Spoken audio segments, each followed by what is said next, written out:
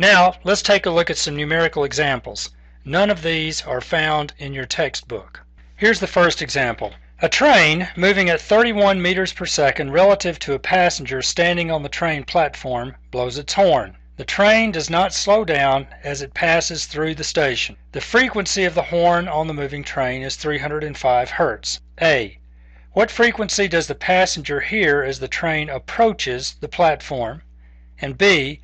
What frequency does the passenger hear after the train passes her and departs from the platform? Let's sketch a diagram first. I have the observer, which is standing at the station. She's not moving, and so her speed, the observer, is equal to 0. Let's draw the train as it approaches the station, and then sketch the train as it recedes from the station. The train is moving at a speed of 31 meters per second, and as it approaches the passenger from the left-hand side, it's blowing its horn, and the frequency produced by the horn is 305 Hertz. But that's not the frequency that the passenger hears. The passenger is going to hear a higher frequency than 305. In a moment we'll calculate that. On the right side, the train is now moving away from the passenger, receding. It still has a speed of 31 meters per second. It's still sounding its horn at 305 Hertz. But the sound that the passenger hears is less than 305 Hertz because of the fact that it's moving away. So now let's put these numbers into the Doppler effect equation, and let's figure out what the frequencies are that are observed. In the approaching case, f prime is equal to f times v plus vo over v minus vs. And we're using the upper signs in that combined equation that we wrote up earlier. One number we haven't specified yet is the speed of sound in air on this particular day. If they don't tell you a number, then usually there will be some reference that will tell you what the speed of sound is. I'm going to use the number 343 meters per second for the speed of sound. So now let's substitute the numbers into the formula. And now let's put those numbers into the calculator. I get that the passenger hears a sound of about 335 Hertz, which is higher than the 305 Hertz that's being produced by the locomotive. Now let's do the receding case. We'll go through the same process. This time we use the lower signs in the way that I wrote the equation earlier. And let's put in the numbers. And now we substitute those into the calculator. In this case, I find that the passenger hears a frequency that's not quite 280 Hertz. Again, lower than the 305 Hertz that the train whistle is sounding as it's moving. Here's the next example. A fire engine on a major divided highway races to the scene of a terrible accident at a speed of 55 miles an hour. It has its siren blaring at a frequency of 1800 Hertz. The driver of an automobile traveling at 62 miles an hour in the opposite direction has her window open and hears the siren. What frequency does the driver of the moving car hear, A, as she approaches the moving fire engine, and B, after she passes by the moving fire engine? In this case, I want to sketch two different diagrams, but again, we're going to solve this problem in a similar way, except now that we have the observer moving as well as the source moving, and it looks like that we've got some English speeds that we're going to need to convert to metric speeds.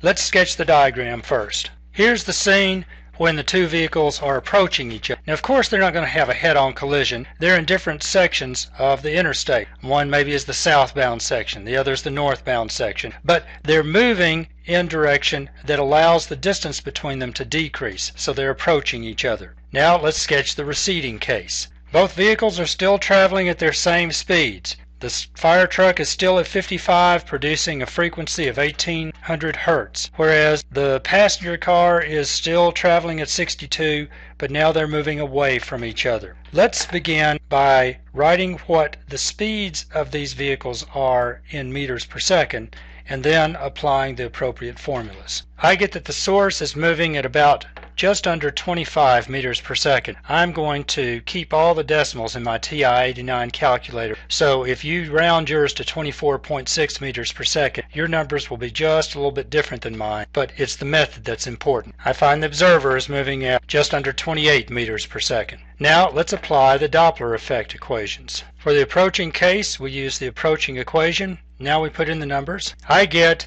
that the approaching frequency is just under 2.1 kilohertz. Now for receding, now put the numbers into the formula. I get that the frequency drops to about 1.5 kilohertz after the vehicles pass each other. Now for the last example. Two automobiles are equipped with the same single frequency horn. When one is at rest and the other is moving toward an observer at 15 meters per second, a beat frequency of 5.5 hertz is heard. What is the frequency that the horns emit? Now this is a problem you can sink your teeth into, because not only am I dealing with the Doppler effect, but I'm dealing with beat frequencies as well.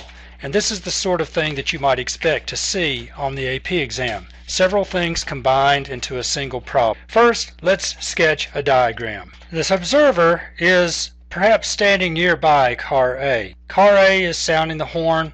The observer hears that frequency as FA. Car B is moving toward the observer. It is also producing that same frequency, but because the car is moving, the observer hears a higher pitch, a Doppler shifted pitch. We know that the beat frequency is 5.5 hertz. And so that Doppler shifted frequency is 5.5 hertz higher than the frequency being produced by either horn if they're sitting still. And we're trying to figure out what that frequency is. Let's remind ourselves about the beat frequency.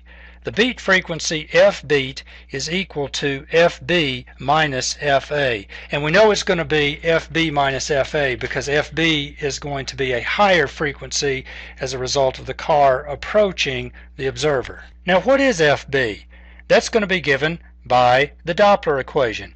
FB is going to be the Doppler shifted frequency for the approaching case. Since the horns are identical, the original frequency is going to be the same as the frequency of car A. Because the observer is not moving, then the speed of the observer is going to disappear. And let's use the speed of sound 343 meters per second because they don't tell us in this particular problem. Now let's substitute that expression for FB into the beat frequency equation and let's see what we can do with it. Now notice that I've put the speed of car B in for the speed of the source, and we know what the speed of car B is. What I claim is that you can factor in FA out of that and then solve that equation for FA, and that's going to be the frequency of the car horns. Let's do some algebra. There's one step. Now let's divide both sides by the parentheses. Now that's an ugly looking expression, but I can still figure out what that number is. And so that's what I'm going to do. I now have an expression for what is the frequency of the horn that each car is sounding. Let's put in the numbers. And now substitute those numbers into the calculator. I find that the frequency of the two horns is just over 120 hertz. So let's review this lesson. What we've done is look at the Doppler effect. We've seen that the Doppler effect is a shift in frequency that an observer hears as a result of relative motion between a source of a wave and the observer themselves. And then we've come up with the picture of what that looks like, how the wave fronts are closer together on the approaching side but farther apart on the receding side. We have developed the equations for that, and then we've applied the equations to some specific situations. So for now, that's it.